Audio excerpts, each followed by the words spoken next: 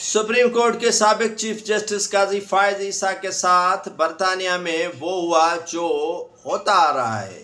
काजी फायज ईसा का कसूर ये था कि वो आईने पाकिस्तान के तहत काम कर रहे थे। काजी फायज ईसा वो चीफ जस्टिस थे जिन्होंने लाइव दिखाया कि मुकदमात की सुनवाई, मुकदमात की समाअत किस तरह होती है। कोई भी उमर अता बंदयाल हो, इफ्तिखार चौधरी हो या साकिब निसार हो, गुलजार अहमद हो, जितने भी chief justice supreme court of Pakistan गुजरे हैं वो कभी भी इस तरफ उन्होंने सोचा ही नहीं। और आप मुझे बताएं, जो सरकारी प्लाट्स लेने वाले चीफ जस्टिस जिनके नाम मैंने आपको बताए कि डैम्स के नाम पर साकिब निसार खा गए और उनके अरसलान इफ्तिखार चौधरी के बेटे ने अरबों रुपए कमाए और कारोबार शुरू कर दिया। अब काजी फायज ईसा पर जो है वो हमला होता है बरतानिया में, और जो वहाँ के बरतानिया में पाकिस्तान के हाई कमिश्नर की गाड़ी पर हमला होता है।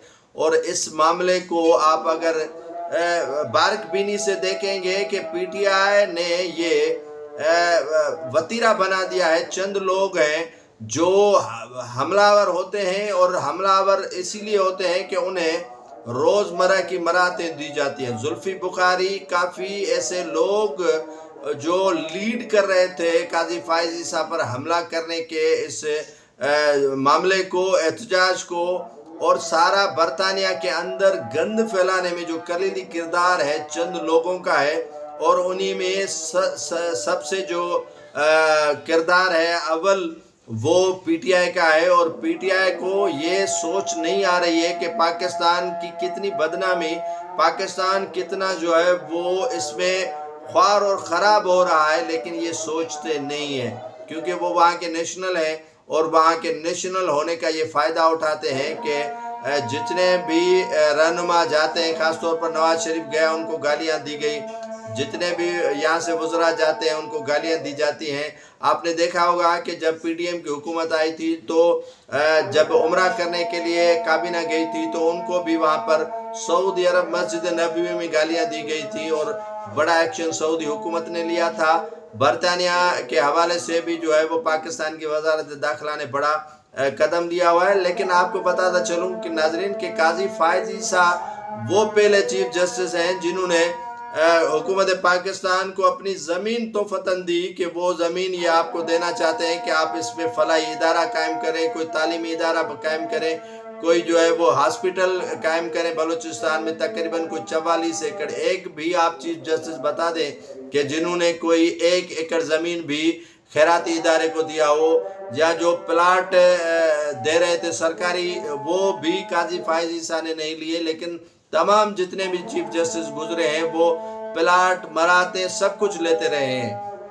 अब मंसूर अली शाह को chief justice supreme court of Pakistan बनाना काजी फायज ईसा का तो इसमें कसूर नहीं है कि नहीं बन सका, और वो इस मामले को कंट्रोवर्शियल जो है वो बनाने की कोशिश जितनी भी की जा रही है, या काजी फायज ईसा और सरीना ईसा को कंट्रोवर्शियल करने की कोशिश की जा रही है, उनका यकीन माने इस मामले में कोई कसूर नहीं है। जो भी उन्होंने फैसले दिए सिवाय एक आधे के, बाकी तमाम के तमाम फैसले उन्होंने आइन और कानून के मुताबिक ही दिए हैं। और पीटीआई जो कह रही है, उनका जो वतीरा है कि मैं न मानूं, और सूरत हाल को जो है वो बेहतर बनाने के बजाय कंट्रोवर्शियल बनाने की कोशिश कर रही है।